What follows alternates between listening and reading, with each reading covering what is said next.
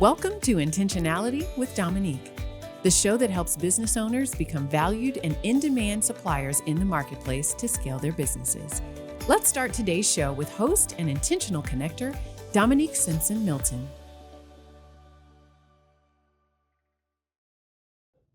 Welcome to another episode of Intentionality, the show dedicated to improving the success rate of entrepreneurs and their businesses by helping them become successful suppliers. I am your host, Dominique Simpson-Milton. Today's show is sponsored by our friends at Ferguson, which has a long-standing track record of working with diverse suppliers. What does it mean to show up ready every time, no matter how large or small your business is? And for you, as the lead of your organization, to take the lead when it comes to sales. Our next guest understands what it means to show up, be in the room, and ask for a contract. Joining me today is Rick Harris, president of RL Enterprises, a premier nationwide staffing and recruiting firm. Rick, welcome to the show. Thank you, Dominique. Glad to be here. Yes, it is always a pleasure to talk to you. We Thank go you. way back, and you have been a mentor to me in this business, so I thank you for your intentionality with CVMSDC. Well, thank you. I appreciate all the support. Yes, absolutely. So let's talk, Rick, about your journey to success. Everybody, as I said in the opening, does not understand what it means to show up and to be ready when they walk into a room. Tell us about your journey and why that is your mantra. That's how you operate. Well, I try to make sure I do research on the companies that are going to be at whatever event I attend. Mm-hmm. I'm trying to research the company, trying to research what positions they may have open. So when I'm talking to somebody, a word you taught me is I'm intentional about how I approach them and how I talk about my business. You have to be. You have to be so intentional. So I want to back up just a little bit. Okay. How did you start your business? Tell me about the journey. All right. Well, I'm originally from Cleveland, Ohio. Okay. And went to school at the Ohio State University. The Ohio State. The Ohio State. Have a BA and an MBA from Ohio State. And I used to work for corporate America. I started off with a company called American Home Foods. Okay. Spent several years with SC Johnson, which is Windex Pledge Consumer Products. And then I was recruited to join Michelin, the tire company, as vice president of sales for them, managing the US and Canada. That's one of our big corporate partners. Good. Yes. Good. And they were real helpful to me as I managed my career. And I just got the itch to say, okay, I've learned from other companies. I've grown from other companies. I've moved around with other companies. And I had that itch to kind of start my own business. And I started it in 2006. So were you in HR with these companies? No, I was running a general manager at SC Johnson, but also was a salesperson leading the organization at Michelin. And in those roles, you're always dealing with people. You're always hiring people. You're always trying to motivate and direct people. And so I just had that urge that I could do something in the people business. But what really changed me was I had a recruiter that was always following my career, trying to get me to make changes and telling me not to make changes. And he just said, come and meet with me. He was out of San Diego. I went and met with him. And when I came back, I said, that's what I want to do, is to start my own business, putting people to work. Awesome. Awesome. So you started the business. I'm sure Yes. it wasn't all roses. No. Tell me about the good and the bad. All right. Well, I started the business in 2006, and it was a great move for me. I had a big role at Michelin, running the sales organization, and I went to Michelin and I said, you know, I want to start my own company. And I explained to them, this is what I want to do. And they were real supportive. They were my first client. And I was putting— That's always a good strategy. That's always a to make good your previous strategy. employer the first customer. Yes. It was very helpful for me. And we put engineers in there, and I started on the direct hire side. Some people call that headhunting. So back then I was putting engineers at Michelin, quality managers, sales folks. So they were my first client as I started my company. The issue I faced in 2008 was that the economy went down. Everybody had issues. And everybody had issues and nobody was hiring. And I think the key is you always got to be reinventing yourself. And so I said, well, how can I now adjust? People were getting laid off, losing their jobs. So I created an outplacement service, which became another leg of the business. Nobody was hiring, but people were going into the marketplace and not knowing how to do their resume, not knowing how to market themselves. So I started an outplacement service as a part of the business. And then eventually the business came back and I started doing direct hire. And then probably in about 2012, I started doing temporary contract labor, putting temporary hourly folks to work.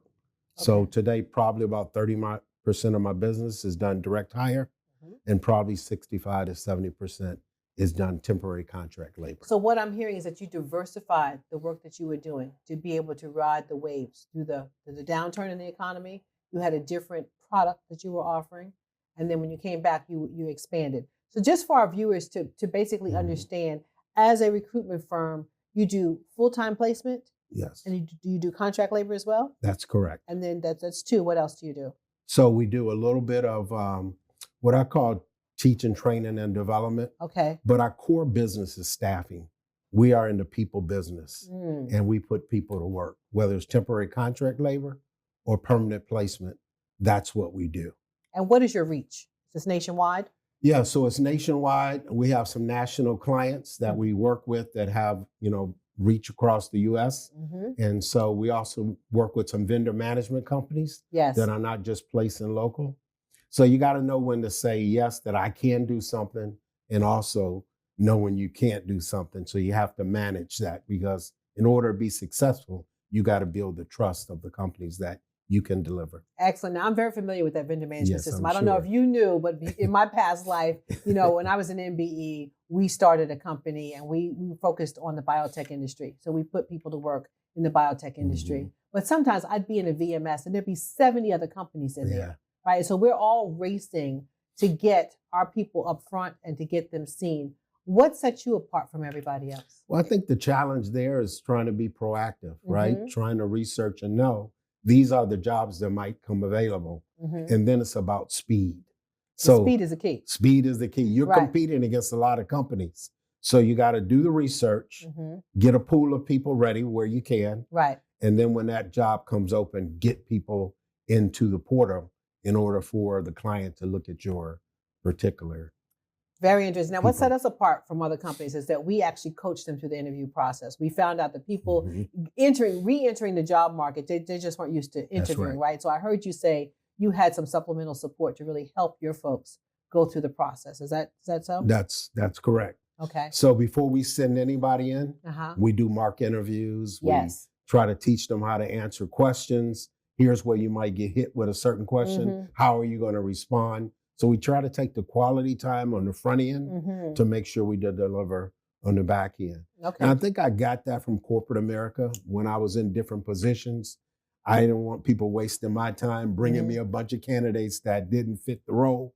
And so one of the things I prided myself on with the company is say, how do I make sure that we're prepared, that we're preparing the candidates to make sure when they go in, they're talking about the job that they're interviewing for, and they're responding to the questions that they're receiving, and then that they're closing and asking for the order and asking for the job at the end of the interview.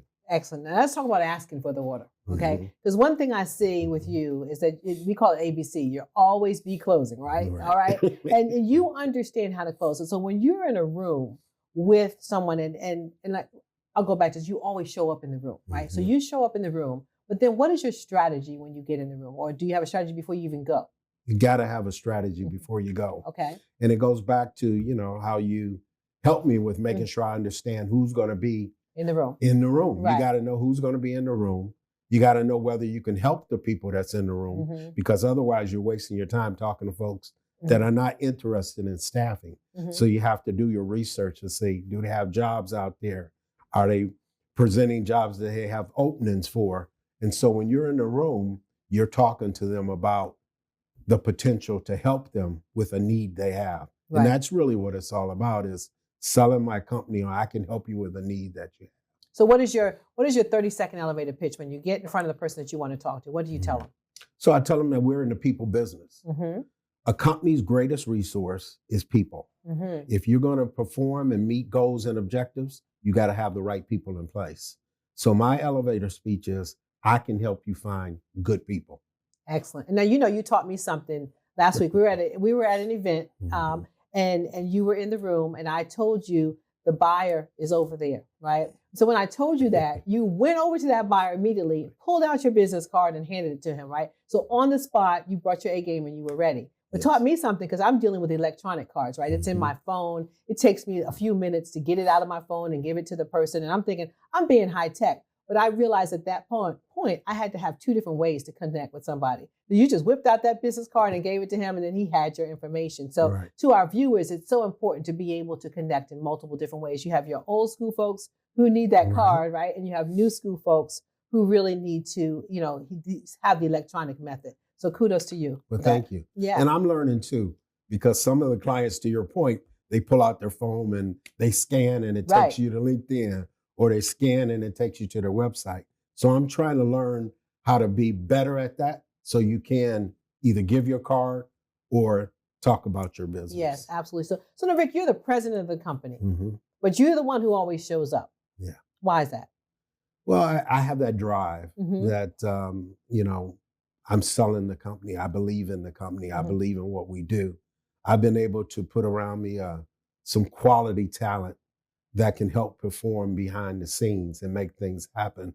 So when I'm out at these events, I'm really intentional about how I can sell my company. I've searched the room. I know who I'm going to be dealing with.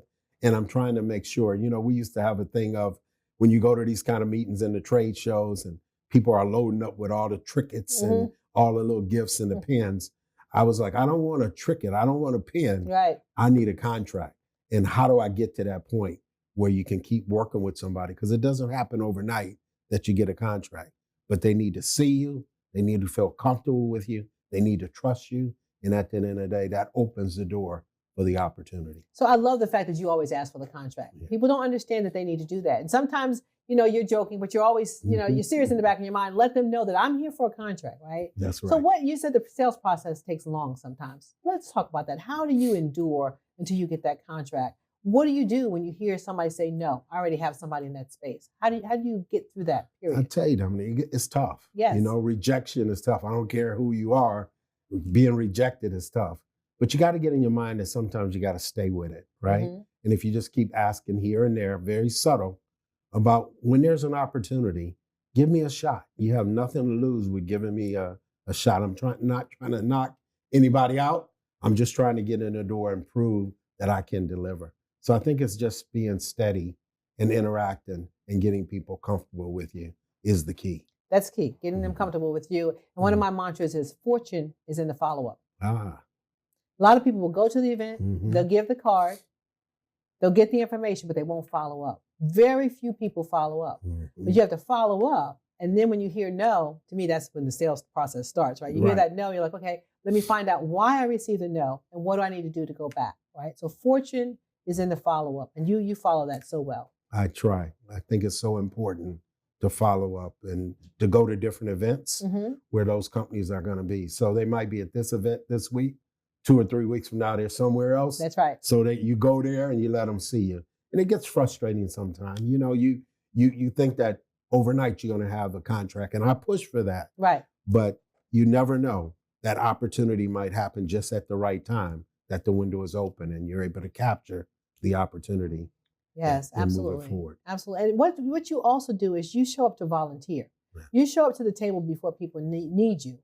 And so when they do need you, they know to call on Rick. Yeah. And you're at my phone, you're on my speed dial, right? So when somebody says, I need a staffing company, you're the first person that comes to mind because you're always at the table. And people need to understand the points of building those relationships so that they are top of mind when they're not in the room. Yeah, and you've helped me with that a lot. And I know I hear you telling other MBEs, get involved, get on a committee, get on the board, make sure that you're in front of folks. And I think that's the key, is that you have to be about trying to make sure that you're presenting yourself in a very professional way, but that you're out and about and building that trust that it's going to take. For people to trust you with the contract, it takes a lot of work to get to that point. Yes. Tell me about running a family business. Is that hard? Oh my goodness, yeah. It's fun, but it's also hard. I'm fortunate. I started this business in 2006. We're going on year number 18. And, I have my wife's in the business. I have 2 out of my 3 daughters are in the business. So, we're working, we're playing. The tough part sometimes is when you're managing your family, right? It's not like managing other folks. You got to be sensitive and delicate to certain situations. But it's also fun that you can see the growth and the development in the people around you that share in your passion that I had several years ago about this business. So it's good to see. That's great. Well, that leads me to my final question. Okay. And that's, have you had a succession plan? A lot of people, they start the business, but they don't have a plan to end it. Did you create a succession plan into your business? That's an opportunity for me for sure. I've tried to attend sessions.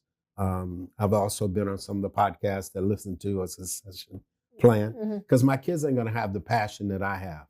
So if I want to maintain the company, how do I go out and hire those kind of people that's going to provide the gaps and be able to run like I've run for 17, 18 years? So I'm not there yet, but I do have a plan of what I think will work, but I got to make sure that the family buys into that plan. Yes, thank you, Rick. With your tenacity and resolve, I know that you will create a succession plan and you will continue to be successful for generations to come. So thank you so much for being here. Thanks for having me. It's been an honor, and thanks for the quality time today. Yes, absolutely, absolutely. So if you are interested in more information on RL Enterprises, please visit them online at rlenterprisesllc.com. Well, that concludes today's episode of Intentionality. Be sure to join me for our next episode, and remember that you must always remain intentional to gain knowledge, skills, and connections so we can grow and thrive in business together. I am Dominique Simpson-Milton, and I will see you next time. This has been another episode of Intentionality with Dominique, brought to you by the CVMSDC. For more information, please visit cvmsdc.org.